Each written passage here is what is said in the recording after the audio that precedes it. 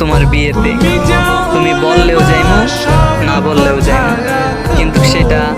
তোমাকে দেখার লাগে না, শুধু এটা দেখার লাগে যাইমু ভাগ্যবান ব্যক্তিরা দেখতে